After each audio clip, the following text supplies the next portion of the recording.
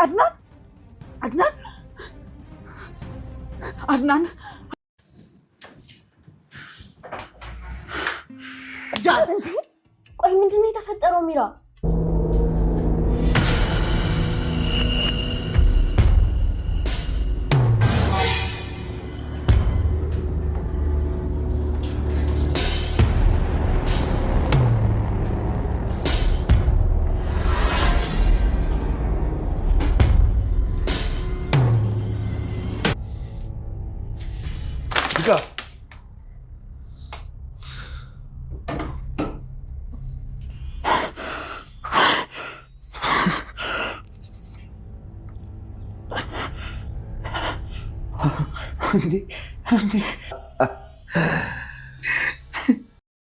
አድናን ሁሉንም ነገር አወቀ። ከተኛበት ነቃ። ያየውን ግን ማመን አቅቶት ራሱን ስቶ ነበር እየወደቀው። ይህን ያየው አድናን በወንድሙ ሮቤል የሚያፈቅራትን ፍቅረኛው ከሱ ጋር አብረው በአንድ ተኝተው ሲያይ በጣም በመናደድ ራሱን ስቶ ወደቀ። መጨረሻ ግን አሚራና እሱ በሚያወሩ ጊዜ ከሮቤል ጋራ ከበር ላይ ተለጥፎ ሲያዳምጥ የነበረው አድናን ሁሉንም ነገር ሊያውቅ ችሏል። ይህንን ያየችው እንግዲህ ምን አድርገኸው ነው ውዱ ባለቤቴም ብላ በብርጭቆ በጠጡበት ሻይ አንስታ ጭንቅላቱን ከስክሰዋለች። ሜራ ሰላም ጤና ይስጥልን። ውድና የተከበራችሁ የቻናሌ ቤተሰቦች እንኳን ወደ ቻናል በሰላም መጣችሁ። ዛሬ እንግዲህ ሉሃናን የተሰኘው ክፍል 21 ተለቀቀ። ወደ ክፍል 20 ስንመለስ እንግዲህ ብዙ ነገሮች ተፈጥረዋል ማለት ነው። ሰው በሌለበት ጊዜ ለእህቷ የምትንሰፈሰፈው ሉሃና እህትሽን እኔ ካለችበት አመጣልሻለሁኝ እያለ ይሄንን እየሰበካት ስለነበረ ለእህቴ ስል ምንም ነገር ማድረግ አለብኝ እያለች ሉሃናም ቃል ገባችና እሱን ሻይ አፍሊልኝ በሚላት ሰዓት ሻይ አፍልታ ይዛለት ስትመጣ ዛሬማ አጋጣሚውን መጠቀም አለብኝ፣ ስለዚህ ትዝ ሲለው የእንቅልፍ መድኃኒት ከቦርሳ ከሻንጣ እንዳለው ተረዳ።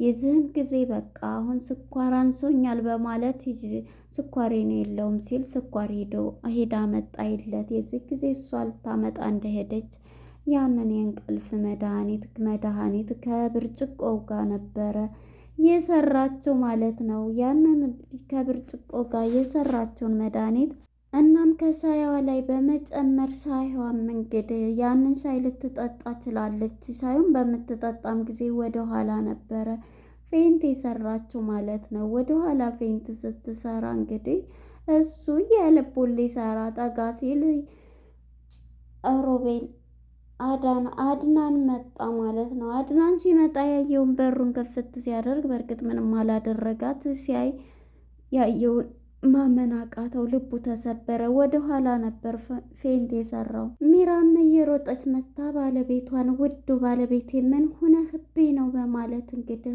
አድናንን አንስታ ወደ መኝታ ክላስ ወስደዋለች። እሱም ራሱን ስቶ ውሃ አምጪልኝ በማለት ውሃ ሰጥተዋለች። እናም በዚህ የተነሳ አሚራም ይህን በምታደርግበት ጊዜ እሱም ውጭልኝ ራሱ ነቃላት። በምታለቅስ ጊዜ አንተ ነህ እያለኝ ነበረ።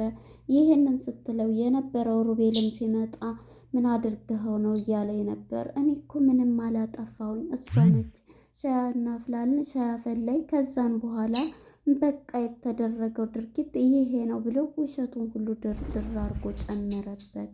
የዚህ ጊዜ እሱም እንግዲህ ተኝቷል ራሱን ሲነቃ ማለት ነው። አድናን ውጡልኝ፣ ማንንም ሴት ማየት አልፈልግም በማለት ሉሃናንም አንቺንም አልፈልግም፣ ብቻዬን እንድኖር ነው የተፈቀደልኝ፣ ብቻዬን እኖራለሁ፣ ለእኔ ሁለታችሁም አላስታስፈልጉኝም በማለት ነበረ ሲል የኔ ፍቅር ይሄ እኮ የመጣው ለበጎ ነው፣ እኔ እናንተን አንድ ሊያደርገን ነው እያለች ነበረ ሜራ ስትለው የነበረው። እናም ይሄንን የሰማው እንግዲህ አድናን ውጭ አንቺን ብትሆኚ በእኔ ላይ ወንድሜን እንትን ያልሽ ነው እያለ ነው። ግን ምን ሆኖ ነው ሩቤል ማለት ነው እንደዚህ የወንድሙን ሁሉን ነገር መቀማት የወንድሙን ሁሉን ነገር እንትን ያለው። እናም እንግዲህ ይሄን እያለች እሷ መጀመሪያ ባንድ ሆኖ ሳለ አንተ ነህ ይሄን ያደረግከው በማለት የጠጣበትን ሻይ ብርጭቆ አንስታ ክስክስ አድርጋበት ደሙ እስከ ማድረስ እግሩን ያሰናከለችው አንሶ አሁንም ተበቅለዋለሁ። እኔ ባንተ ታውቃለህ፣ ገና ይቀረኛል። በምወደው ሰው አልደራደርም። አንተ ግን ምን አይነት ነህ? እኔን ከዛ ደግሞ እኔን ወድሻለሁ ብለህ መጠጥ ጨርስ ካደረከኝ በኋላ አሁን ደግሞ እስኪ እሷ ጋር እንደዚህ አለችውና አሁንም ደግሞ ምንድነው የተፈጠረው? በእናትሽ ንገሪኝ ስትላት እሷንም በጥፊ ትላታለች። አንቺ እኔን ታያለሽ ከኔ የባሽ ብላ ደግሞ እሷንም አስረጅኝ በእናትሽ ብትላትም በፍጹም ዝም በይ፣ አሁንማ በቃ አድናንም ራሱን ስቶልቻል ባንቺ የተነሳ ብላ ትነግራታለች። እኔ እኮ ምን እንዳደረገኝ ምን እንደሆንኩ ብትላትም እችኛዋም ልትረዳ አልገባይም። በኋላ ላይ ግን ገብቷታል። ይሄንንማ የማደርገውን አደርጋለሁ በማለት እንግዲህ ሚራም የሆነ ብረት ይዛ መልሳ ልትደበድበው ስትል ሉሃና ትመጣባታለች። ሉሃና በምትመጣም ጊዜ እንግዲህ ትደብቅና አንቺ ነች በማለት ብርጭቆውን ስታይም በጣም ሽታው በጣም የሸተታት ጊዜ ሁሉንም ታውቀዋለች። በቃ ያደረጋት ይሄ ተንከሲስ የሆነ ልጅ ብላ እንግዲህ መድኃኒት እንትን ብሎባት ነው ብላ ታወራለች። እናም በዚህ የተነሳ በሩን ዘግተው በሚያወሩ ጊዜ እሷና ሩቤል ማለት ነው ሚራና ሩቤል ከበር ተለጥፎ አድናን ይሰማቸው ነበረ የሚያወሩትን ሁሉ። የዚህ ጊዜ አንተ ነህ በቃ እንደዚህ ያደረግካት ልጅቱን ሁሉንም ነገር እንደዚህ ያደረግከው አንተ ነህ በማለት እንግዲህ አድናን ከበር ሆኖ በሚሰማቸው ጊዜ እንዳውም ታውቂያለሽ በጣም ባለጌ ነህ እያለችው። አዎ ባለጌ፣ እኔ ባለጌ ከቶንክ ያረገሽው ልጅ የኔ መሆኑን አንቺ ይሄንን ምስጢር ብታዋጪ የእንቅልፍ ይሄንን ደግሞ እናገራለሁ ብትለውም አንቺ ይሄንን ብታዋጪ ያንተ ልጅ ነው እያልሽ የምታዋሪውን ደግሞ እኔ የምናገራለሁኝ ብሏት ቁጭ ሲል ይሄንን የሰማው አድናን ተደብቆ ምስጢራቸውን የሚሰማው ማመን አቃተው። የዝን ተንኮሉን ካሁን በኋላ ወንድም ያደለህም ብሎ ከሱ ጋር በመሄድ እንግዲህ ወንድሜ ምን ላድርግ አፈቅራታለሁ ወዳታለሁ፣ ነገር ግን እሷን በቃ አብረን እናሳልፍ ብላ በአንድ ላይ አብረን እንትን አንብ ሲለው እሱም ዝም በል አይደለ እያለው ነበር። እናም እውነቱን ልንገር ምን እንዴት ተፈጠረ ብላም ሉሃና ለአድናን ልትነግረው ብትል እሱም መስሚያ የለኝም ብሎ ነበር። በገዛ በራሱ ጊዜ ሚስጥራቸውን የሁለቱንም ሊሰማ ችሏል ማለት ነው። በዚህ የተናደደው እንግዲህ አድናን ወንድሜ እንግዲህ ካሁን በኋላ ወንድሜም አይደለ ካሁን በኋላ በቃ ይቅርታሽን ተቀብያለሁ ብሎ ሉሃናን ይታረቃታል ማለት ነው። ስለታረከኝ በእርግጥ ከዚህ የሚቀር እንዳይሄድ አረኩት እህትሽን አገናኝሻለሁ ስላለኝ በዛ የተነሳ ነው በማለት ትነግረዋለች ማለት ነው። በቃ ሁሉንም ነገር ከየት ነው እሱም ያገናኝሽ በማለት እሱም ይሄንን ቆይ እኔ አሁን ወንድ ሁኜ ነው ማሳይሽ በማለትም እንግዲህ ወንድም በወንድሙ ይነሳልና አድናንም ወደሱ ሄዷል ማለት ነው።